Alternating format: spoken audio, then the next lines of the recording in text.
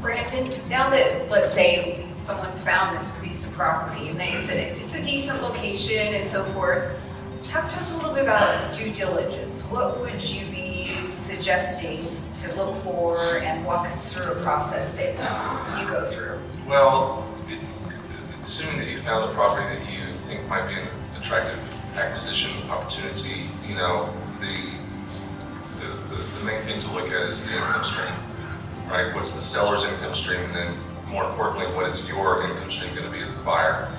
Because more often than not, the seller, certainly, you know, when you get to smaller tertiary markets, oftentimes you have owners who are running the property themselves, right? If you're a real estate investor as opposed to a self-storage operator, you may not be running the property yourself. You may be employing somebody, you may be employing a third-party management company, right? You have to take their income and expenses and then adjust it and make those appropriate adjustments to understand what your net operating income is going to be.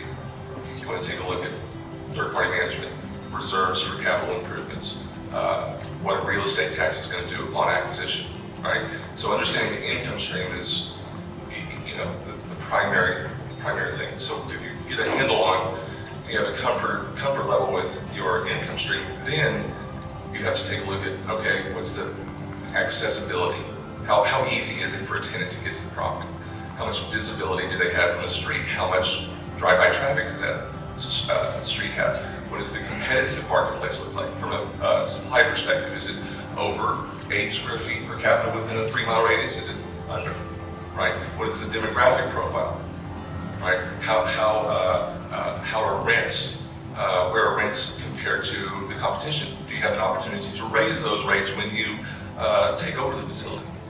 What is the management like? Has the existing owner operated it to its full, you know, capacity, or is there room to improve in terms of the daily management? So, you know, as brokers, we start with the income stream, we get a handle on the NOI, and then we take into consideration all the other ancillary factors. And that includes the physical construction of the facility. Does it need to be, you know, repaired, et cetera? And after taking those items into consideration, we then come up with what we think would be a market price. That ultimately, as brokers, what we're trying to do is we represent the seller, and we try to get them ultimately the most that the market can possibly bear. And we try to price our property within 95% of what that ultimate best case scenario is. And we have historically been able to transact our deals within that 95% range of where we list our deals. But all those ancillary factors come into consideration, because one, you can make $500,000 on a property in, you know, middle of downtown Dallas.